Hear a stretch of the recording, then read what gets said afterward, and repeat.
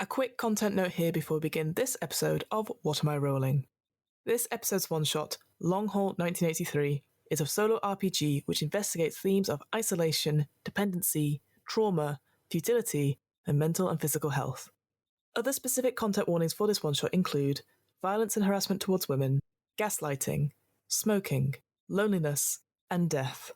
If you aren't in a good headspace just now, or want to avoid these topics completely, please feel free to skip any or all of this one-shot. Thanks again, and stay safe, my friends.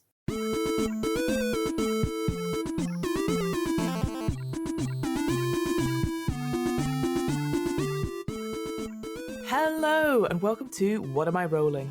A twice-monthly RPG one-shot podcast, hosted by me, Fiona. This week I'm playing Long Haul 1983, a solo RPG that tells the story of a dangerous journey through an empty world. Written by Sean Patrick Kane.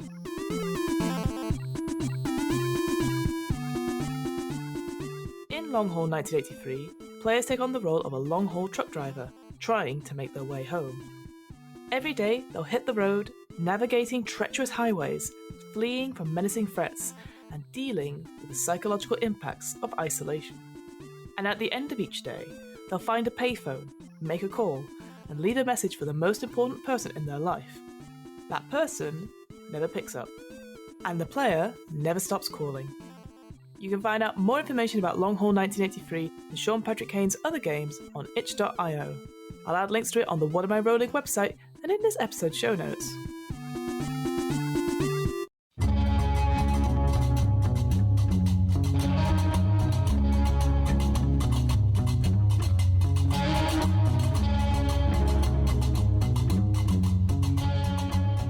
So here's how Long Haul 1983 works. This game is about a dangerous journey through an empty world.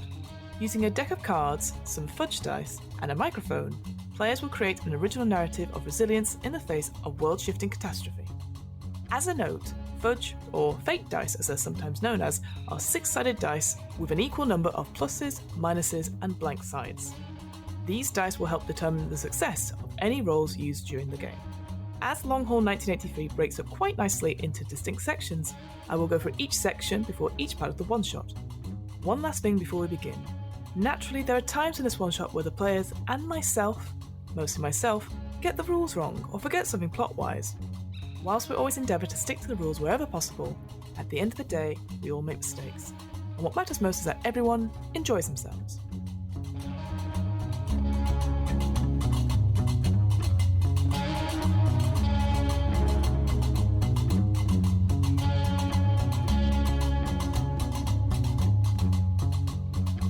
Alright, so I'm playing a game today called Long Haul 1983 by Sean Patrick Kane.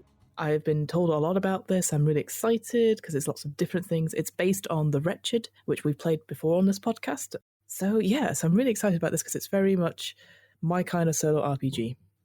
Long Haul 1983 is a game about a dangerous journey through an empty world. It's a solo RPG, so I can play it by myself at my own pace, which is very kind of them to say so. It's a role-playing game, so we're going to be creating, developing, and embodying a character as we play. And most importantly of all, it is a storytelling game, so my choices will be driven by creativity and not strategy. More importantly, it's a journaling game, so we'll end the game with a unique record of my experience to revisit and share. So, things we need before we start. We need a copy of the player sheet, which I have printed out, and I will describe as we go along.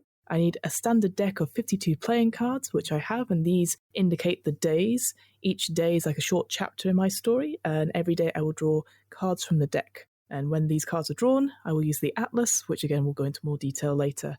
These cards will indicate events and evoke memories as I travel towards my destination. Next thing I'll need is 4 fudge/fate dice. Now these dice are custom D6 with pluses and minuses on them. I managed to find some at the back of my RPG drawer, but you can also use normal D6s as well. And there are things in the book which tell you how to interpret those results, but thankfully for this, I do have actual fate dice. Next, you'll need a device to record your voice. At the end of each day, your character will leave a message on an answering machine. These messages will become the chronicle of your journey. They are how you tell your story. You can use a phone app, an analog cassette voice recorder, or anything else. I mean, I don't have an analog cassette recorder, I've not had one of those for years, but I'm just going to use this as a way to record it and then eventually put it out for podcasting. Finally, I need a way to listen to music. Occasionally, a card game will tell you to listen to a song, and then it gives links to both a Spotify playlist and an Apple Music playlist, which is very, very good. However, having a quick look beforehand, it seems that they are all copyrighted music. So I'll be able to listen to them, but we won't be able to use them for the game. So that's great. And I need some time. Your story will sing when you move slowly. Let things linger.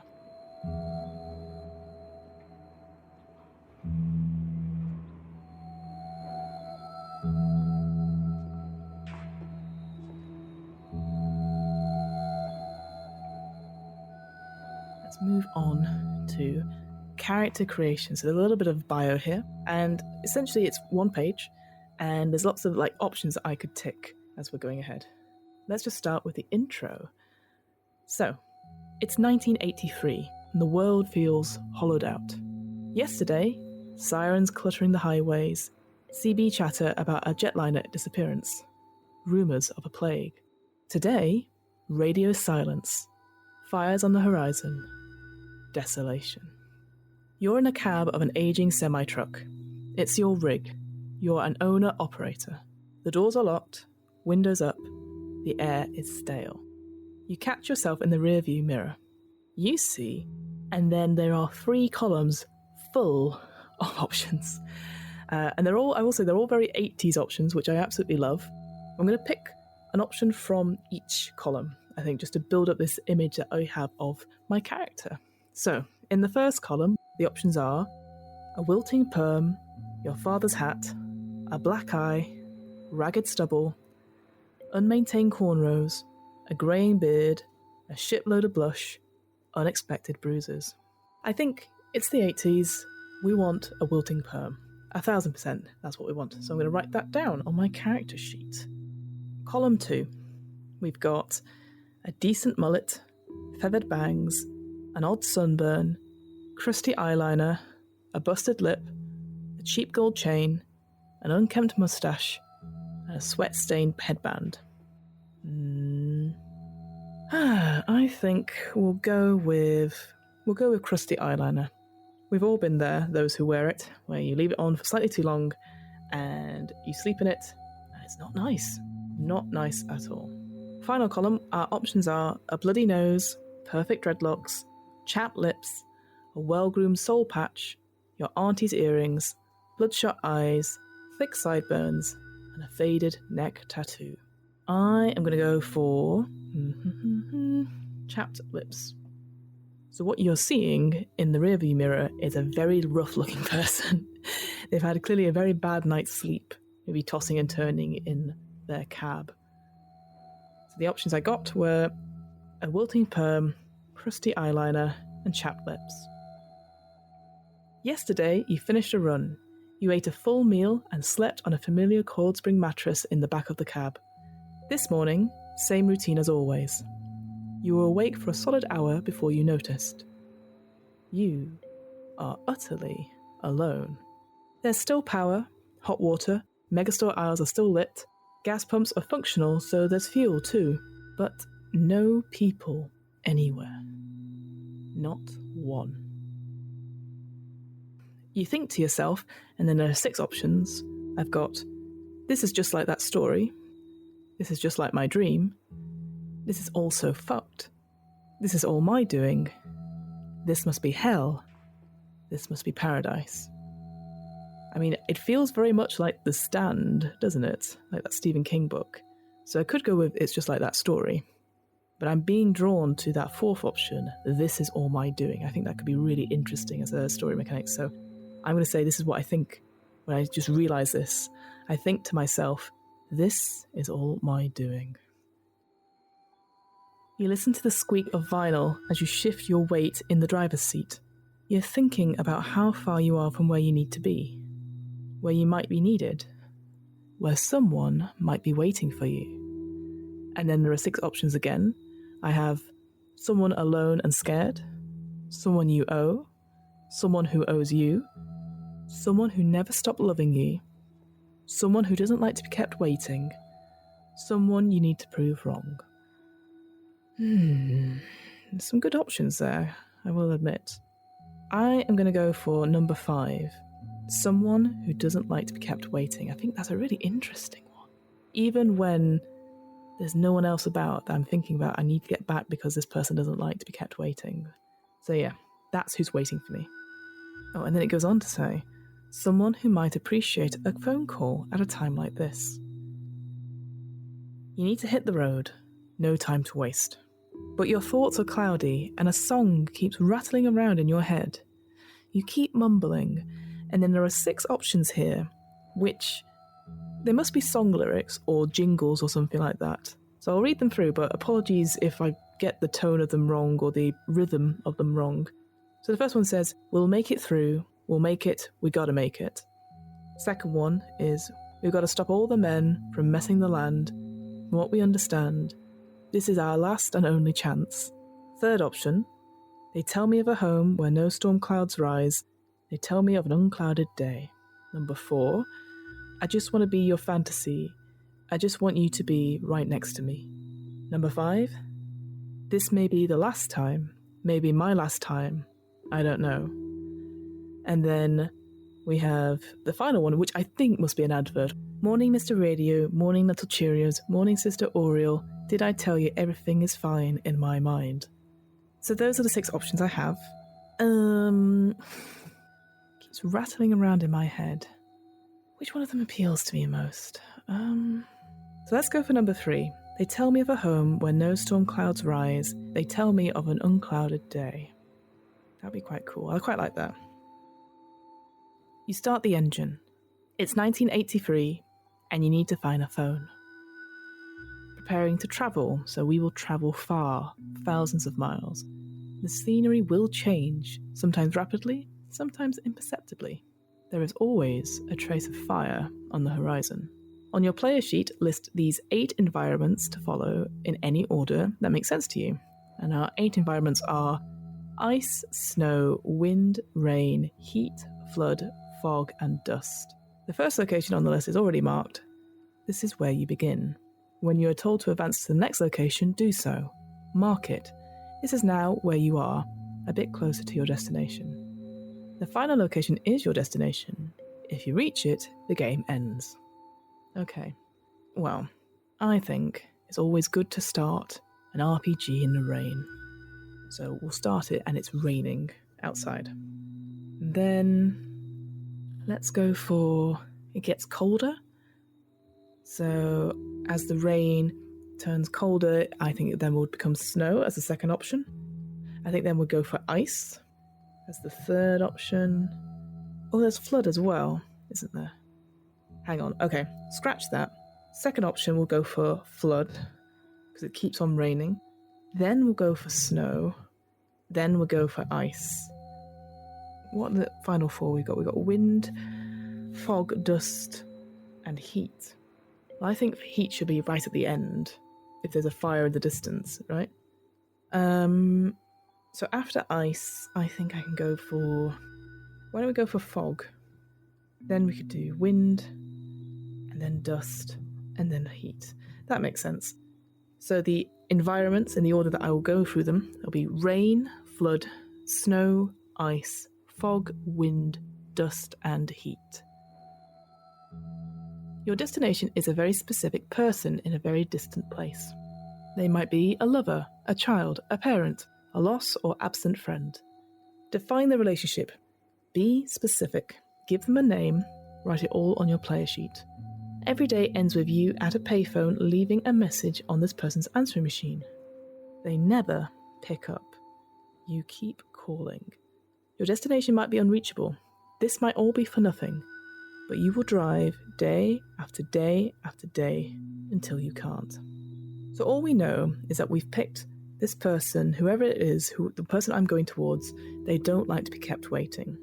So instantly I think it's somebody who I admire, but maybe out of fear, someone that's been a part of my life for a long time, someone I looked up to, but also don't wish to incur the wrath of or incur even their just sort of judgment.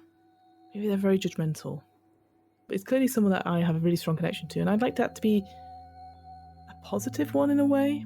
So Let's go for like a grandmotherly type figure. How about Nana Sue? Nana Sue. That's who I want to find in the end. Nana Sue does not like to be kept waiting. She is a figure of authority. She is a figure of great sort of reverence. Ooh, how about this? Nana Sue isn't my biological grandparent, per se. She's adopted myself and many of my siblings, and so is a foster parent of some sorts, but she insisted that we call her Nana, or Nana Sue, rather than Mum. So we maybe have a huge family as a result, like a whole one of those huge foster families with people at different ages and stuff, and I would say I am one of the middle children in that. As such, as with any big family, it's sometimes hard to find your position and your place per se, so you maybe look up to the matriarch who sort of organises it all. And Nana Sue, she's kind but firm, and maybe that comes across sometimes that she is doing what she thinks is the best for you, but doesn't put it in nice phrases for you, doesn't mince her words, so to speak. So she is a respected matriarch, but at the same time, you just wish she'd just care or just show some sort of emotion towards you. Okay, next bit. Wound. You are wounded. It's minor, but could, and over the course of the game presumably will, get worse. Name the wound. Note it on your player sheet. So I think what was eye-catching when I looked up at my appearance is I looked at my hair, my eyes, and my lips. And whilst there doesn't seem to be any superficial damage, I'm going to say that I have a fractured jaw. We'll work it out during play, I guess, but for some reason I have a fractured jaw, and it's not difficult for me to speak, but it hurts. As almost if you don't have any pain relief when you're taking out a tooth at the dentist. At the back, just really hurts, on the right-hand side, I'd say. The world is not entirely empty. Begin thinking of an external threat that will appear, pursue you, destroy you. Defining the threat gives you, the player, some control over the story themes, tone, and even genre. Maybe the threat is an armed gang of super-right separatists, or a sentient viral cloud, or a solitary government agent tracking survivors and cleaning up the evidence. Maybe it's an extraterrestrial force sent to exterminate and colonize, or a desperately hungry brigade of half-dead livestock, or an elder god, or a single child with unimaginably destructive powers. Maybe you're not the hero of the story, but an unwelcome trespasser on lands that are not yours to use, and so on. Right now, you only need a vague sense of the threat. Jot a single short idea on the player sheet. You will continue to define it as you play, and as it gets closer. When you are told to advance the threat, mark an empty spot on your player sheet. When you mark the fourth and final spot, the threat overtakes you, and the game ends. Reading out those examples just then, I'll be honest, the only one that really appealed to me, made me really interested, was this idea of a single child having unimaginably destructive powers. It reminds me of that Twilight Zone episode about a child who did what they wanted, and then if anyone went against them, they got turned into horrible things because the child had these amazing powers. I'm going to take it one step further. I'm going to say it's an ex-partner who has these powers. And I think this story may go down a very Jessica Jones route with the purple man sort of thing. So I'm just going to put that in there for now. That's going to be the inspiration, I think. And as a result, that's really going to inform the tone. Regardless, the threat is an ex-partner with unimaginably destructive powers. You have 3 stats: body, mind, and rig. Body represents your physical health and strength. Mind represents your spirit, hope, and clarity. Rig represents the condition of the semi-truck you drive. Some cards will direct you to roll your dice, so make a rig roll, make a body roll, etc. When you are told to roll all of your fudge dice. Fill the relevant stat box with your best die. Place the dice right on your character sheet. The unfilled boxes count as a minus. If the sum of the dice is negative, you fail the roll. Anything else is a success. So each stat has 3 boxes in currently, and I begin the game with 4 dice. These dice represent my overall well-being. When I fail a roll, and remove 1 die from the game. That means success will be harder to achieve as a result. When you lose your last die, your journey stops and the game ends. Okay. When you are told to advance a stat, cross off one of the boxes. You now need 1 fewer die to resolve your rolls, and success will be easier to achieve. Select 1 stat to advance now. Cross off a box on your player sheet. Okay, so I can either choose body, mind, or rig. If I can't get there, then it doesn't matter if I don't have a body or no mind. I need a car to get there, right? So I'm going to cross off a box in the rig. So I only have 2 boxes there. Okay, final thing for character creation is making the first call. For your first call, review and follow this outline. You just finished a job, named what you were hauling and how the drive went.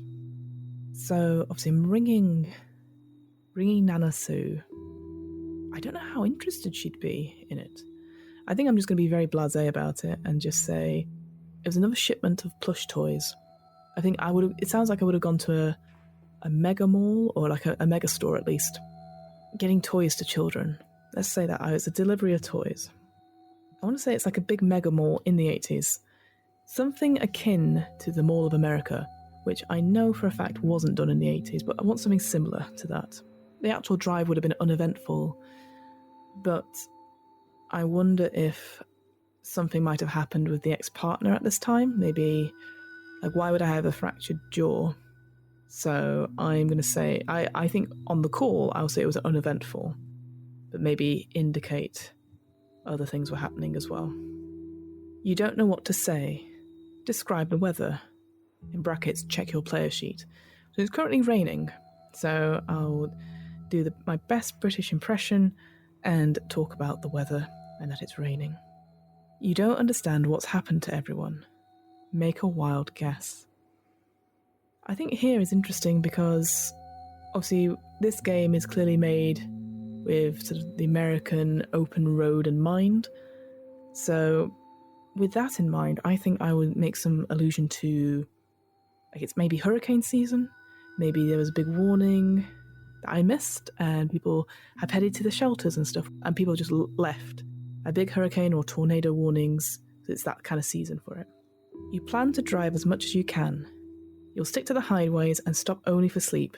Share this plan. Like, obviously, I think maybe just mention that I know she doesn't like to be kept waiting. I'll be there as quick as I can because why does she not want to be kept waiting? Maybe there's something, how about this? She doesn't like to be kept waiting, especially not on her birthday. Maybe we're all having a big celebration and I'm making my way back. And I promised I'll be in time for it. And I have to keep that promise because she doesn't like to be kept waiting. She doesn't like people breaking promises. So I'll mention... Okay, then I have 3 questions. So obviously it depends on which stat I advanced. So if I chose to advance the rig stat, attest to the reliability of your vehicle, then compare its health to yours. Obviously, you have to give your vehicle a name. You know what I'll do? In the UK, we have gritters that spread salt on the roads to prevent snow buildup and creating like black ice for cars. And I can't remember which county it is, but they always christen their gritters with really fun names. The one they did recently was the Duke of Spredenborough. So I'm going to have a look at what their names are and get inspired by that. Glasgow is where it is. Gritney Spears, License to Chill, Spready Mercury, Penelope Gristop, Salt Disney, The Snowbuster, Sled Zeppelin, William Wallice, Snow Connery, that's a good one. Penelope Gritstop. I quite like that one. So I'm going to call my cab Penelope. Penny for short. I think Penny is my pride and joy. She is beautiful, proper chrome, like, outlines and details. So my truck would be my pride and joy. Compared to me, well, I look like shit. So I think, I'll play it down, I think. I feel like the relationship I have with Nana Sue is that I don't want to waste her time. So I think I'll be short about how I'm doing compared to Penny. Penultimate prompt. You don't want them to worry too much. Hint at the threat. So I'm going to say I broke up with my partner, who I am going to call Ed. It wasn't great. I'm sure I can come up with some details. And finally, you need them to understand your commitment. Make a promise. So I think I need to be back in time for the birthday party. I promise that I'll pick up their favourite kind of cake from the local bakery on the way home. What kind of cake would I? I'll pick her up a banana cake. And then it says, say goodbye and end the call. It's time to go.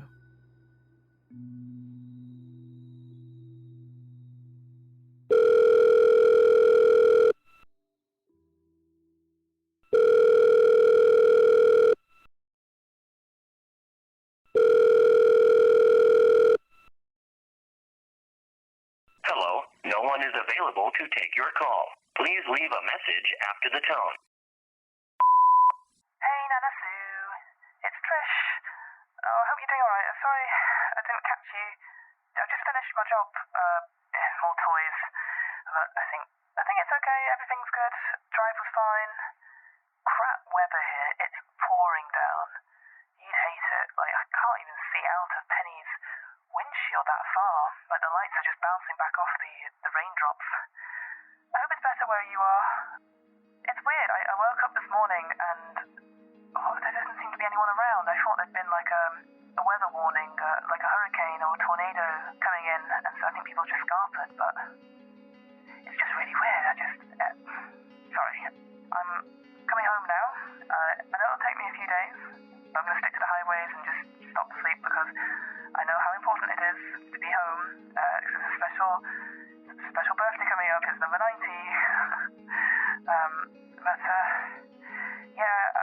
Penny's doing well. She looks great in the rain. Like, honestly, I thought I'd have to clean her after the last drive, but she's looking good, very good. She's perfect. Passed the MOT, doing really well. I think I could have done with that myself. I just wanted to say, Ed's not coming to the party. I know you liked him quite a bit, but we've had a bit of a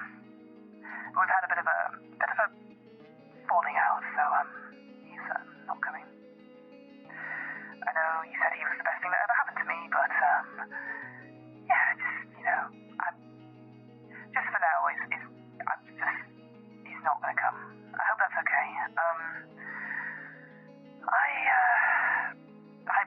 Like I said, I'll be there soon. I'm going to pick up your favourites, because I know you love your banana cake, so I'm going to make a special stop-off detour to your favourite bakery, and I'll pick it up. And, I love you, Anna. It's Trish, by the way. Okay. Love you. Bye.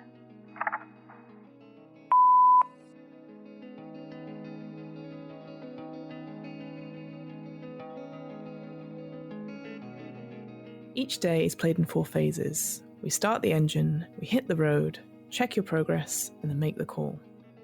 So, start the engine. Every day begins with the same ritual. You slide your keys into the rig's ignition and turn. Try it now. Find the engine block on your character sheet. Okay, there's 2 dice there. Roll all 4 of your fate die. Place your 2 best die on the 2 boxes. If their sum is negative, so with 1 minus or 2 minuses, the engines don't start. Take a moment to consider the grinding of the engine as it cranks and fails. Unlike other rolls in the game, there's no permanent consequences for a failed roll when you're starting your engine. Just try again. Gather all 4 of your dice, roll them again, and fill the 2 boxes. Keep trying until you succeed. If the sum of the 2 dice is not negative, then the engine starts. Take a moment to consider the reassuring rumble. You're ready to hit the road. Okay, so I'm going to pick up my fate dice and we're going to do my engine roll. There we go, 2 pluses, so the engine starts immediately. So I've made the call, hang up, rush back to the cab, Maybe it's pouring with rain. And I get in and I shut the door and I just take a big breath. And it is reassuring when I turn the key and Penny just roars back into life. I feel confident that she's here. So we make our way. Days on the road are long and tedious. There are occasional moments of beauty or hope, but the days are more often punctuated with panic, dread, or agony. When you hit the road, take 3 cards from the deck. Place them face down in front of you, then reveal them one by one from left to right. Refer to the atlas as you reveal each card to tell a story of your day. There are 4 types of cards. Hearts equal body cards, which invite you to consider the physical needs, injuries, and sensations of your character.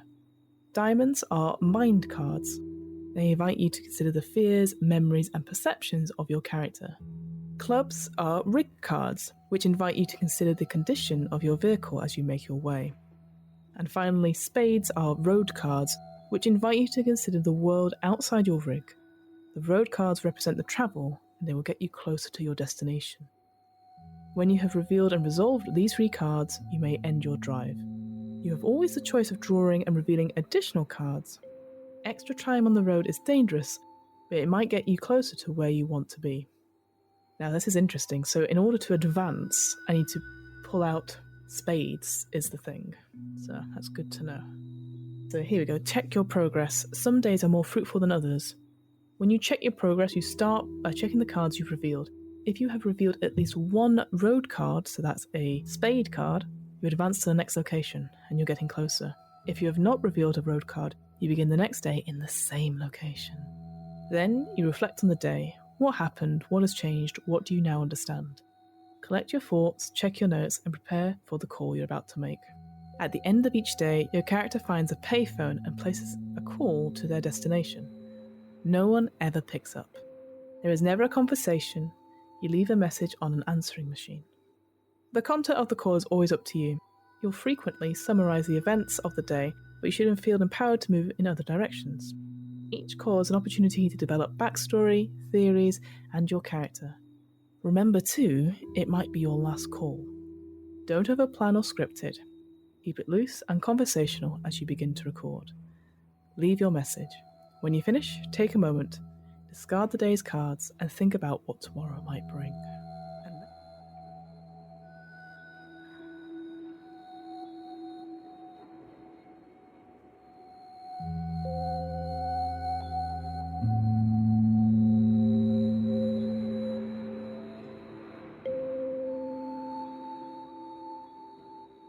Okay, so we're going to do day 1. So we've already done the engine, so that's good. Let's get the cards out. I'm going to do them a shuffle. Okay. Right, those are the 3 cards out. So going from the left, we're going to pick the first one. Oh, fantastic. It's already a spade. It's the 10 of spades. So 10 of spades says in the atlas, unpeopled landscapes stretch out in all directions. Whose land are you on? What do you know of its history? I actually don't know. I travel so much over these places, doing deliveries, hours and hours on the road, going from state to state, and actually, I don't know. I think this is the first time in a long time, with the rain coming down, hitting the bonnet of Penny onto the windshield, and having that time to think and look out and see, these, well, not even that much, and it feels very dark and isolating, and actually being alone as well. I don't know about the land. I don't know anything about it. I don't know very much right now, I think. I don't know. And I think I'm trying to distract myself thinking about, why don't I know this? Why don't I know more? Maybe I should have paid more attention to things. Maybe to the obvious things. Card number 2. It's the 5 of clubs. Clubs are something to do with the rig, so as you climb a steep, miles-long hill, the engine groans. You push it, and the needle of the temperature gauge rises. Make a rig roll. Okay, so I only need to get two dice in this one, but rolling all 4 of my fudge dice. Ah, easy success. There's three pluses there. Yep, I succeed. You reach a scenic overlook and cut the engines to cool down. You have a few quiet minutes and decide to write something short and special and precisely word it. You'll carry it to your destination. And then it's asked me to play a track 13 on the list. So this song is Blink by Hiroshi Yoshimura. And begin writing and then end when the song ends.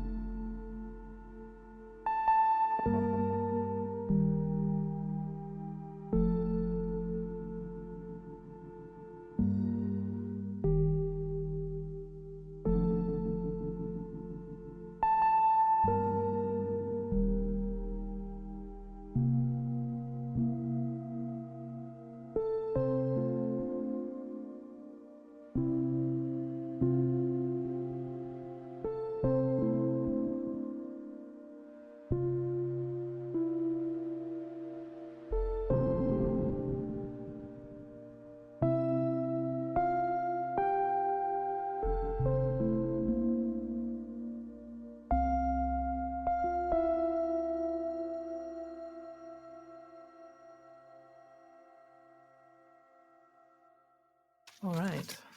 Oh, that was an interesting one, that. I finish it. Well, I didn't even finish it. So when I get to the top and I'm letting Penny's engines cool down, I take out a birthday card that I'd bought back at the store yesterday or the day before. And it's a little bit crumpled in places. It's got a sort of very nice drawing of a cake on it, and it says happy birthday on the top in sort of big scrawling bright colours. And I open it and I start writing in it, and this is what I've written so far. Dear Nana Sue, happy birthday! I hope you're having a great day. I know everyone worked really hard on getting it all organised, so I hope it lives up to your expectations. I also have some exciting news. I think I might have a permanent job opportunity out of state, like a permanent job contract, so I'll have regular hours and regular pay. I know this means I won't be around as much, and yeah, sucks, but I'll come and visit, I promise. It's good news, I promise you. I'm hoping it will be a new start for me. I just need to get out of this rut that I've had. I need to make a big first step. I hope you aren't disappointed. And I hope you're not disappointed about Ed either. I know you liked him, and he was always quite the charmer, but it didn't work out. I'm sure there'll be, and I stop, written quite a lot in the birthday card, and I scrunch it up, and then I'm like, oh, I don't have a second card. So I try and smooth it out, and then kind of lost in thought, I stop, and I put it in the glove compartment, unfinished, thinking I'll finish it later. Alright. Final card of day 1. It's another rig card, so it's a 10. 10 of clubs. So this says, you spray a word/symbol/icon onto the hood of your rig. What does it look like? What is its meaning? I think waiting for the engines to cool. I'm just getting impatient, and I'm just thinking about what happened earlier and some of the things that were said about how I don't take risks and always look before you leap, never doing anything crazy or out of control, and how that makes me look. So I stop thinking those thoughts and I go, okay, fine, I'll do something bold, I'll do something. So I go into the back of my cab, and there are old paints that, who knows how long they've been there. There's like reds and greens and stuff. And I'll probably pull over, I'll move Penny to some trees so there's a little bit more coverage, and I wipe off the bonnet and let it dry a little bit. And then I start to spray paint stuff onto it. I think about what makes me the happiest. I sort of almost close my eyes and I sort of spray the paint indeterminately all the way around Penny's hood, and when I open my eyes, what I see is that it is a beautiful garden. Flowers all over her bonnet, her hood. The reds and the greens. Badly drawn, not like beautiful, but it like not artistic or anything like that, but it's just seeing it makes me feel so much better. Like all these different flowers, all these, different varieties and leaves, and it makes me so happy. So I finish it off by on the side, spray painting her name, Penny, Penelope Gritstop, all in big red writing, and then underline certain bits of it in white to make it stand out. And it actually feels this sort of act like of defiance of things. Even though she was perfect in every way, I've just made it a little bit more personal, so it's her and she stands out. And my hands are covered in spray paint at this point. She looks amazing. She looks what I think of her on the inside, on the outside now. And I kind of wish I could do that for me. Okay, so those are day 1 cards done. Next up, check your progress. Some days are more fruitful than others, but we have revealed at least 1 road card, 1 spade card, so I can move on to the next travel location, which is Flood. So I'm just going to colour that in. and then finally make the call.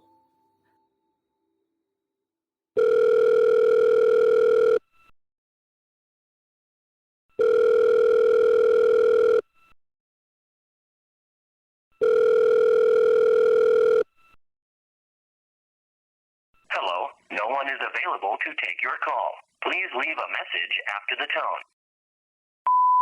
Hi, Nana Sue. It's Trish. Just checking in. Hope you're okay. The weather's brightened up quite a bit here.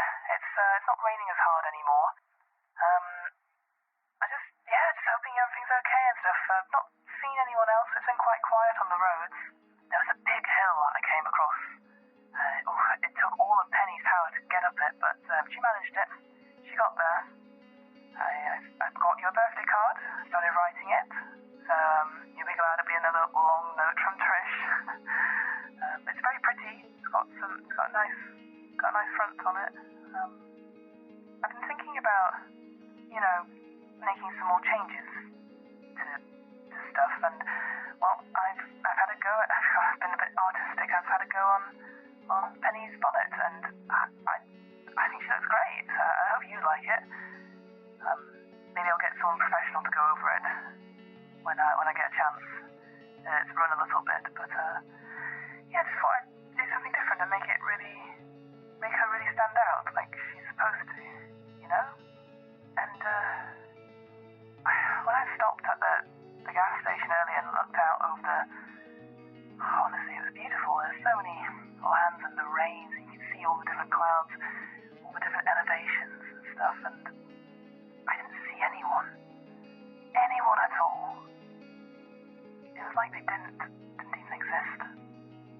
Like I was the last person on Earth, and I hope that's not the case. But I didn't really know much about stuff, and I didn't really think about stuff. I was kind of in my own little world, in my own little thought process. So things are going to be different, though. I'm going to make big changes when I get back, I promise. But I'll tell you all about that when I'm home. I love you. It's Trish, by the way. Okay. Talk soon. Bye.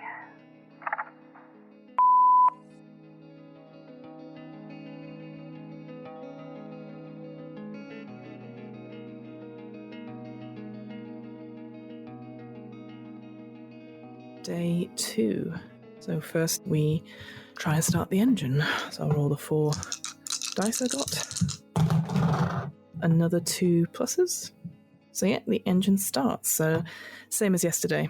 I wake up groggy, tired, because sleeping in the back of the cab's not my thing. Get a shower at the gas station. Again, no one else around. It's really, I try not to think about it. I get back to Penny, get in the car, and shut the door. Keys go in, turn. She roars into life. And as I look up, the rain has stopped. But as I start to move out of the gas station and get onto the road, I notice that there's lots of water about. Many bits of the highway have flooded. It's really slow going. It's really worrying. I've never seen rain like this, and there are big areas where I have to be careful and slow down for fear of actually flooding the engine itself. But a new day, that means 3 more cards. So let's go. Alright, first card. The 2 of diamonds. Diamonds are mind cards. Ooh. Next time you fail a mind roll, you get a second chance and can re-roll your dice. Save this card as a reminder and discard it when you re-roll. That's really useful. I will keep an eye on that.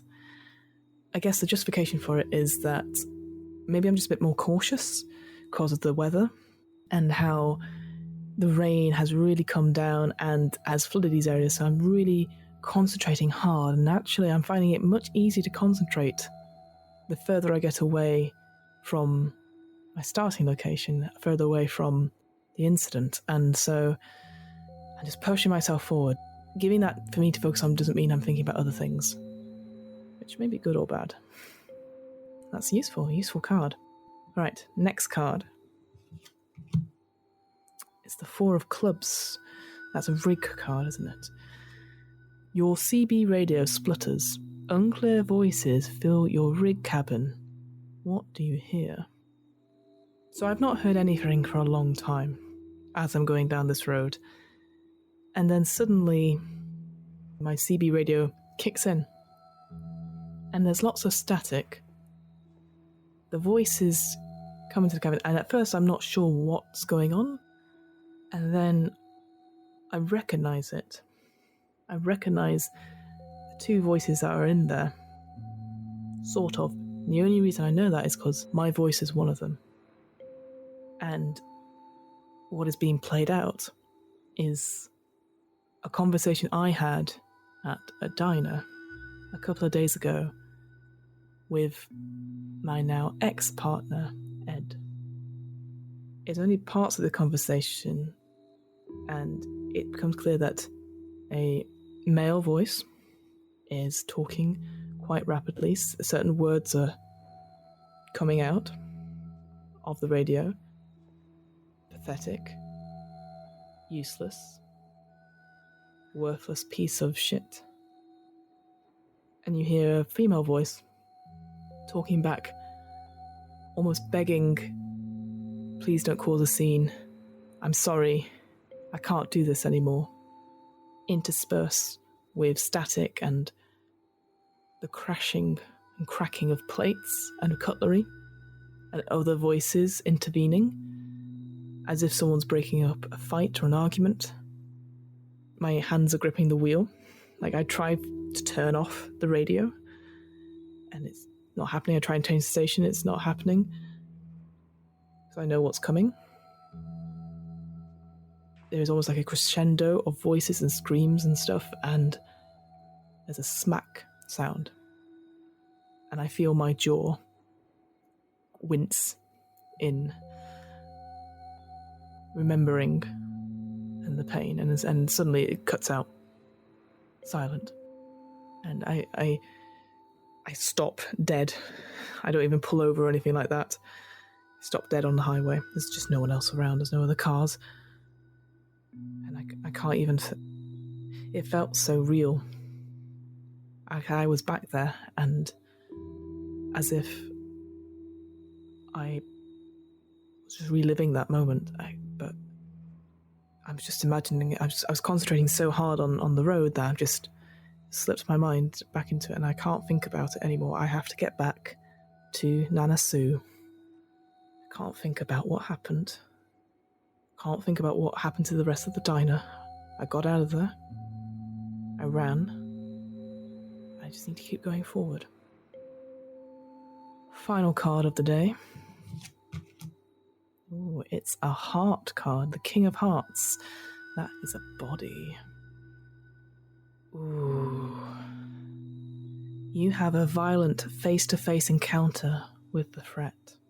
Advance the threat and describe the encounter. If the threat has not overtaken you, make a body roll to determine the extent of your injuries. Fuck. Okay. So I pull in to another gas stop after several hours after the radio incident, and I go in. No one else is around. I fill up. I do feel bad about just taking the fuel, so I go and I go into the gas station, and I'm leaving money on the register.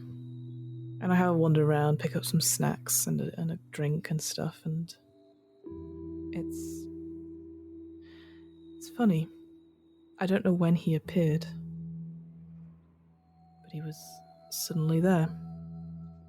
I moved from one aisle to another, and he was just down the other end, looking at the sunglasses and the shades, putting one on, trying one on.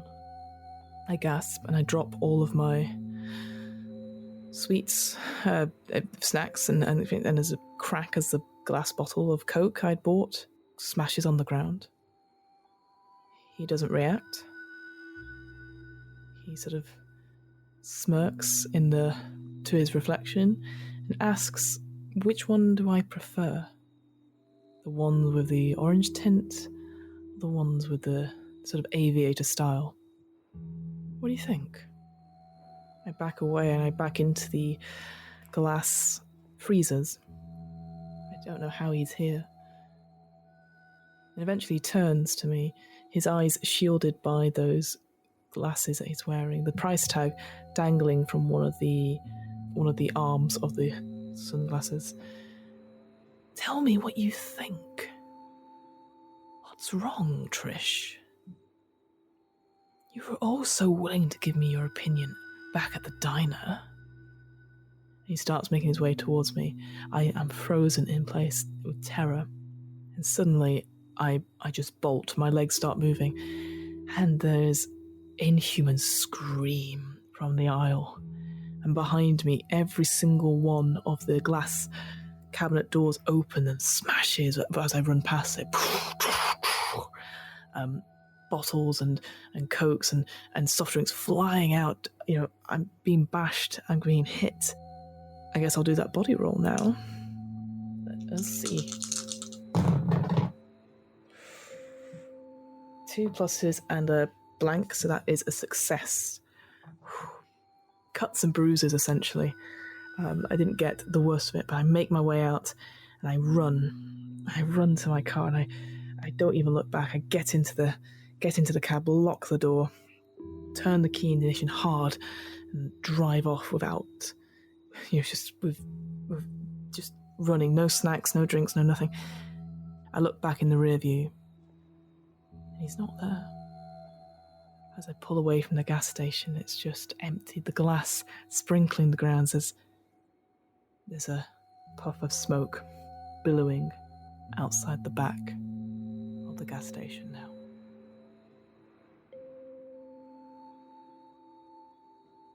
So, checking my progress, I've not pulled a road card just now. So I'm tempted to pull another one. Just because. So I'm going to do that. I'm going to pull another card and see where we go. Ooh, thank goodness I did that. It's a 7 of spades. So I can progress next, but let's see what we get from 7 of spades. You nearly collide with an animal as it dashes into the path of your rig. What distracted you from the road ahead? I think that's obvious. My hands are dripping with sweat as I'm holding on to the steering wheel, and I keep glancing in the rear view, expecting to see, I don't know what I'd see. And then suddenly I look down and I see a deer skittering across the highway, and I have to do I swerve and I pull off. Thankfully, not too bad, but I swerve and I look behind and the deer carries on. It's not been hit. My blood is pumping through my ears and I'm trying to keep in control, trying to return my breath down to a normal pace and not think about him. I just need to get there. I just need to get to Nana Sue. It's all fine. So yes, now I move on to the next one, which is snow. Now I make the call.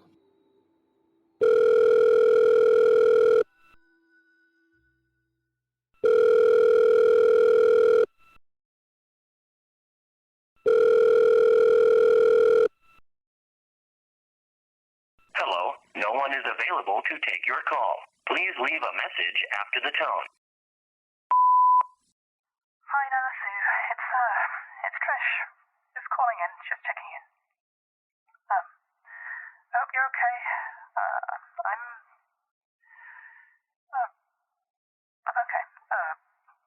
I just, Penny's radio was playing up earlier, and, I ran into some trouble at a gas station, but I'm okay. I'm okay. No, nothing bad. I just, when we get home, I think I need, to talk to someone. Maybe talk to the police.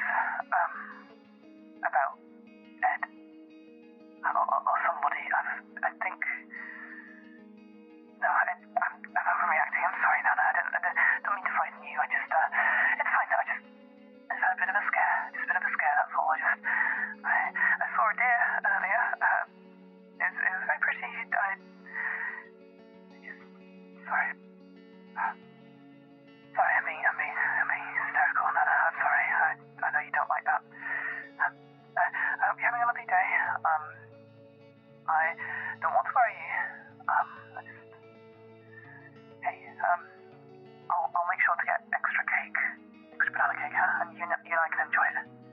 And, hey, you know what was it that you always say? Cake always makes things better, and I approve of that. I love you, Nana. It's Trish, by the way. I love you. Bye.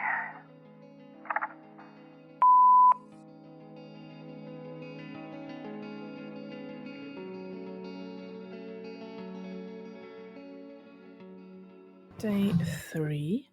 So, first of all, of course, we have to do a engine roll for day 3. Let's get on with that. We're in a new environment as well. We're in snow, so we'll get that. Oh, another good one. 2 pluses, a blank, and a minus. So, again, the engine with relative ease again. Just key in the ignition, go. I like the idea when this happens. It's like wake up, go, shower, clothes back on. Same clothes as the last 3 days. Sigh into the mirror, get in, door shut, key in ignition, turn, Penny rolls into life, and the POV of the camera across Penelope Gritstop on her bonnet as we drive away. And as we drive away this time, there is, as I said, there's the snow. So overnight, the rain has slowed down completely and now has changed. There's definitely a cold in the air. My breath, as I was moving to and from the cab, checking on various things around Penny, the breath fogging up, almost creating the ice crystals in the actual air as I see them, and just the snow, slowly but surely, and then getting heavier and heavier until it becomes almost a magical wonderland, essentially. This cold, crisp snow, with whenever I get out to stop, my feet crunching on them in my boots.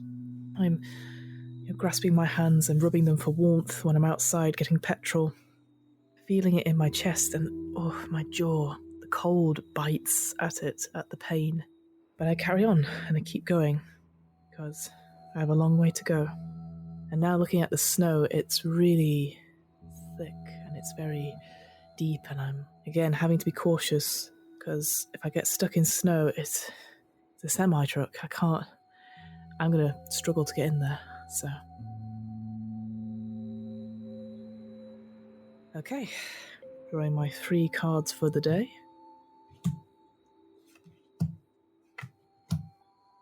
First card, it's the Queen of Clubs. That's something to do with the rig.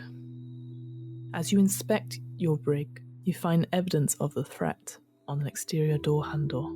What do you see? I think I didn't catch it yesterday. Again, maybe it's just because I was trying to focus on getting somewhere and getting all far away from that encounter. And it was dark when I came in, and I was nipped in and out when I had to use the restroom and then came back. And then this morning, when I go for my shower and I come back and I look on the passenger door, there is, it's almost as if something claw-like has raked across the door and handle. Like a horrible scratch, like cracking the paint. The door handle itself is barely intact. It looks like it's been forced open, or been tried to force open, but my heart stops. I check around every other side very quickly and get in at the driver's side. There's no other thing in the truck, I don't think. I don't know when this appeared. He was trying to get in. When was he doing this? Was this at night? Was this just now? I take off very speedily, not looking back. And when I get out, I always get out of the driver's side. Certainly today, I don't look back at the passenger side. Card number 2. The Jack of Diamonds. This is a mind card. You remember a horrific nightmare about a wound. It grows, shifts, pulses, and transforms. Describe the dream, then make a mind roll. I have a nap in the afternoon. I've been sleeping very, very poorly. and I managed to find an area which I don't think will be too bad with the snow. And as I drift off, I have a dream. It's the diner. I said, I realise what's happening. I'm remembering what happened on that day, the day I broke up with Ed. How I asked to meet him here. It's the first time I'd ever asked him for something, or at least in recent memory, and he agreed. I can feel the diner table and its chipped and stained tablecloth. I can see the waitress pouring out coffee for some of the other drivers. I'm holding a menu, and I can see it shake. And then he's there across from me. Big smile. Something happens. I try to form the words, but I can't. My whole jaw aches.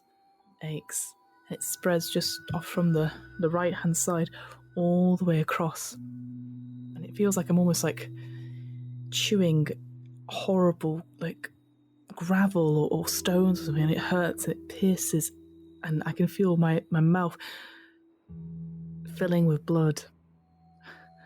He's just there, smiling, taunting me, saying I could never get it right.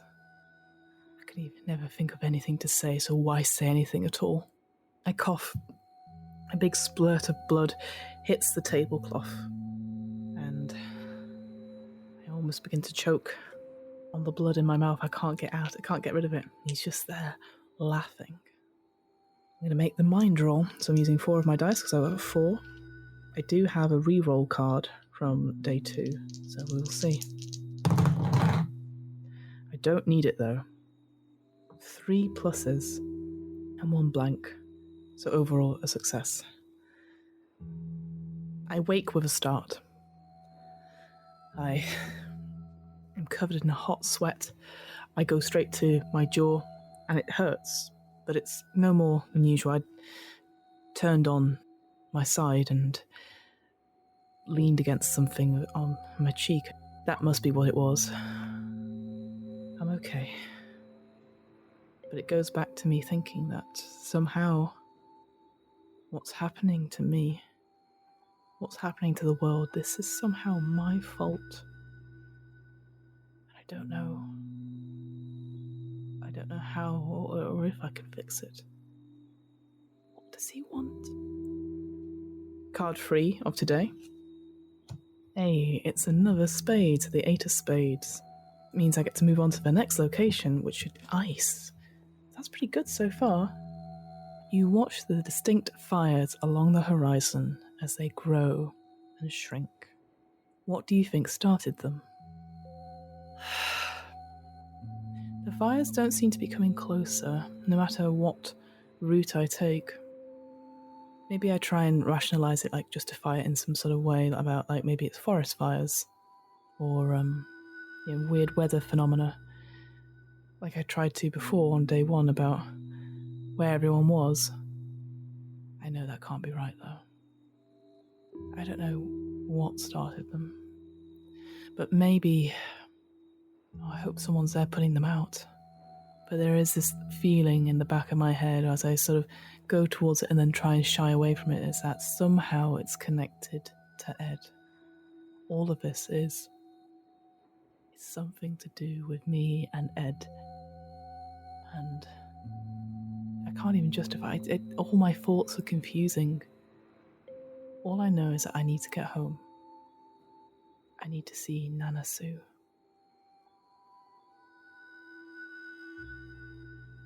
Alright, checking my progress. So I have moved to the next stage, which is ice. So I do move ahead. And now it's time to make the call.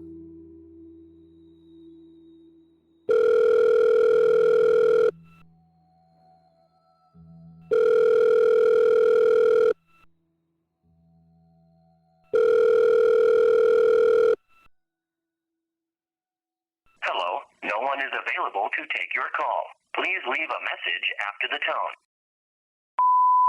Hey Nana Sue, it's Trish. Just checking in. I hope you're okay today. It's really snowy here. Weather we've been having is just insane. I hope it's not snowy where you are. I'm okay though. Penny's doing a cracking job. She's really keeping up the pace, really. We've made really great progress. I hope something to think about. I was hoping I could maybe borrow some money from you at some point. I think something happened to her passenger door or something. I don't know, I must have scraped up against something. It's, something, like a fence or something. It's scraped a little bit down her door. She's fine, she's fine, but it's just superficial damage, but it's just, just get it replaced so it looks a bit more professional. I'm looking forward to being home and being in my bed. I could do with a good sleep. Not been sleeping great. What's the name of the doctor again? Your friend, is it Dr. Evans? I might need to see them. I really hurt my jaw, and I think I just need someone to look at it just to see. Maybe we'll see. It just really hurts, and okay. Well, I'm getting there. I think just a couple more days, and I'll be there. I love you, Nana Sue. It's Trish. Okay. Bye.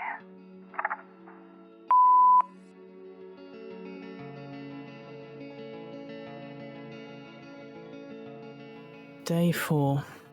We've moved on to ice now. Ice, so I need to think of that. And, well, first things first, the engine roll. So, still got my 4 fudge dice, so we're just going to roll, see if the engine starts. Ooh. A lot of blank faces and 1 minus. So, let me see what that means. Ooh, so the engine doesn't start on the first roll. The ice is cold. I can see the frost on Penny's window screen. It takes a lot of effort to get out of the cab because the ice is frosted over the door. So I go and I get out as soon as possible. And then when I get back in, I put the key into the ignition and I turn it. There's just a sputter, a really horrible sputter. She doesn't start, and I take a moment and I try again. This time, with 1 plus and a blank. With the second turn, the engine comes into life just a little bit longer, and then you hear it turn over, and Penny starts and makes her way out on the ice. There are several points during the journey where I can feel her tires not gripping anything, and I'm just so careful, because as with all these conditions, it's been crazy, but I'm sure it's fine. It's just another thing I have to deal with. I've got plenty of wheels. I've just got to take my time and just keep calm.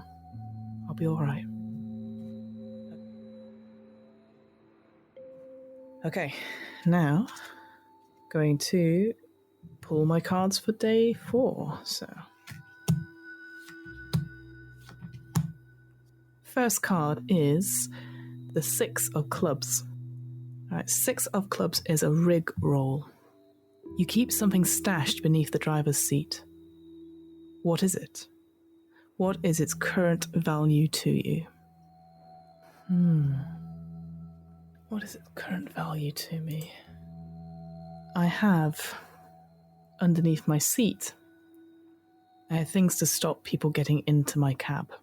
I don't think tasers existed in 1983, but I'll go for a bottle of pepper spray. It's just small, but I always have it in the cab just in case. And if I need to use it, I'll use it, but I regret, in a way, that I don't have a handgun or something, but why would I need one? And it's so unlikely people would come into the cab. There's nothing kept in the cabs overnight, and it's usually me, so I always thought pepper spray would be enough, but now I'm regretting and wishing it was a handgun, just to stop anything from coming in. Card number 2. Ooh, oh, it's a big ace card. It's a road card, so the ace of spades. I think it's the most unlucky card in the deck, I seem to think, as well. Ooh. Oh, brilliant. Okay. You begin to make sense of the roadways. Is it intuition, experience, or simple luck? Do you believe in a higher power? Immediately advance to the next location. When you check your progress at the end of the day, advance as normal. So I get to advance twice today. Oh, thank goodness. Oh, that's amazing. Okay, so I think it's a mixture of all three. The intuition, the experience, and the luck.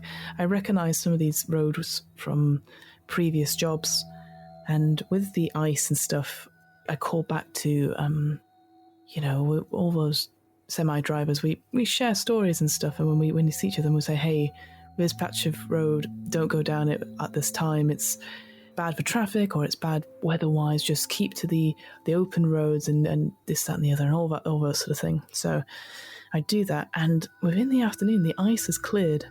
It becomes foggy, like a mist comes down from the hills and spreads across the open highway, and it gets thick in some places, but it doesn't bother me. It almost happens gradually, and then suddenly I'm in the fog, and it's a relief in a way, because now there's nothing hazardous on the ground that could skip me up, but now I can't see as well, and I'm having to really double check where things are. So it's a mixture of all three. I think there's some intuition, and maybe I'm just bored luck, essentially. So yeah, advanced onto the fog stage. That's 5 travel places. I've only got another 4 to go. Card number 3 for day 4. Ooh, it's another spade card. It's the 3 of spades. So I would have moved on anyway. So now I've used up quite a number of them. Ooh, okay. Got to keep that in mind. You are drawn to a small car on the side road. A boombox sits on the car's hood, filling the air with unfamiliar music. Pick a song, tracks 6 to 12, and begin listening to it. After a minute, stop the song. The boombox batteries are dead.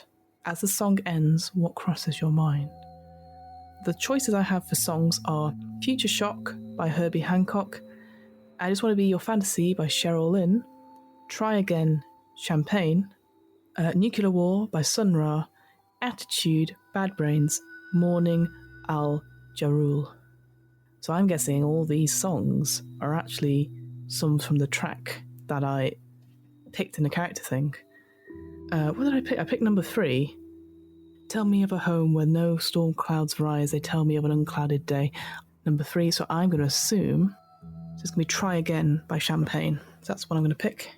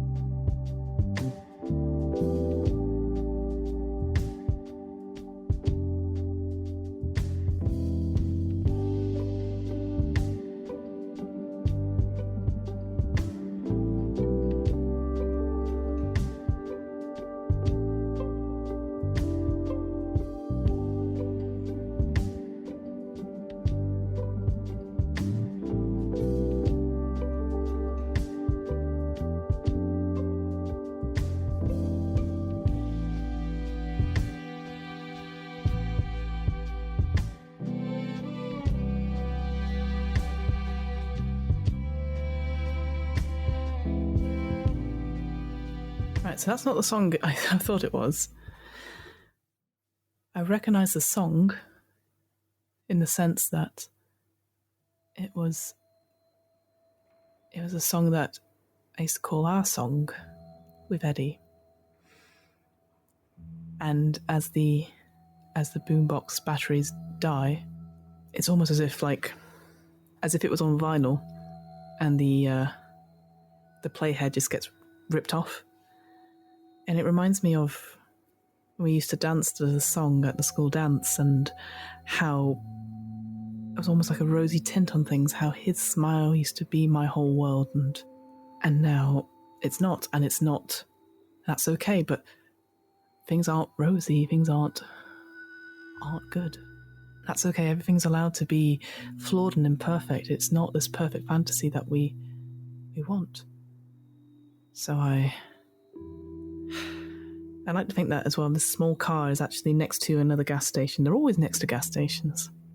And so it's really weird, this me going back to the truck and hearing this song and turning around, and when I turn around the music stops.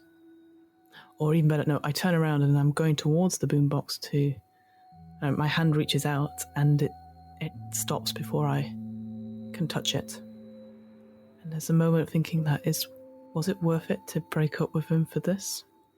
I could have been so happy, and I've just ruined everything. I turn around suddenly thinking, is he here? Has he done this? Has he lured me into something? And I shake my head and I get back into the cab. It's done. What's done is done. No point in being nostalgic about something that wasn't even true. And I carry on into the fog. So I carried on. I've advanced to the next section. So I was in the fog, but now I can advance as normal. And I can go to wind now. So the fog clears as I'm bedding down for the night. It sort of clears out and it seems peaceful. And it would be, like, I would feel a sense of relief if it wasn't for the fact that the trees are blowing like mad and it picks up. I think a storm's on the way.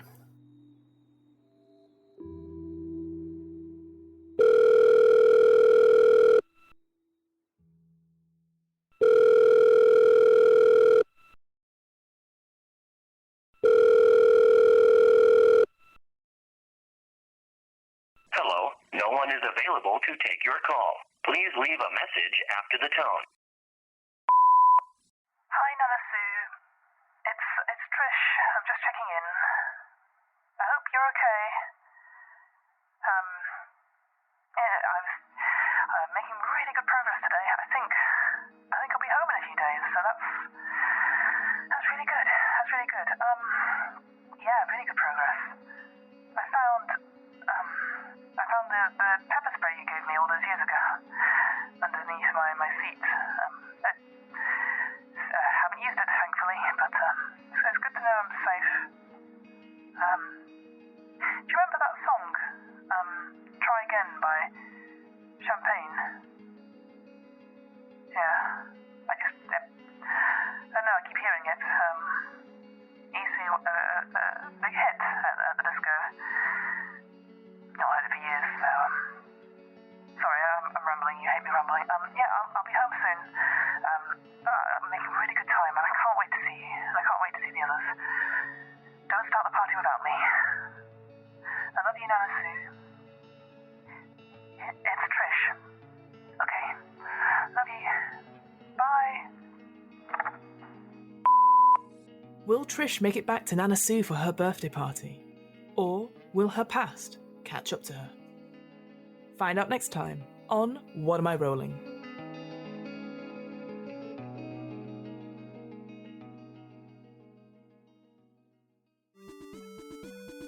The What Am I Rolling podcast was created, recorded, and edited by me, Fiona Howat. This episode player was Fiona Howat. This episode's RPG was Long Haul 1983, a solo RPG that tells the story of a dangerous journey through an empty world, written by Sean Patrick Kane. You can find out more information about Long Haul 1983 and other games by Sean Patrick Kane on itch.io. The theme music was 8-Bit March by Twin Musicon, twinmusicon.org, licensed under a Creative Commons 4.0 license. Want to find out more about the podcast? Check out the website. That's www.wairpodcast.com. Fancy getting in touch? Email the podcast at whatamirollingpodcast@gmail.com. Finally, follow the podcast on Twitter and Instagram at WAIR_podcast for the latest news on upcoming episodes. And remember, adventurers need not apply.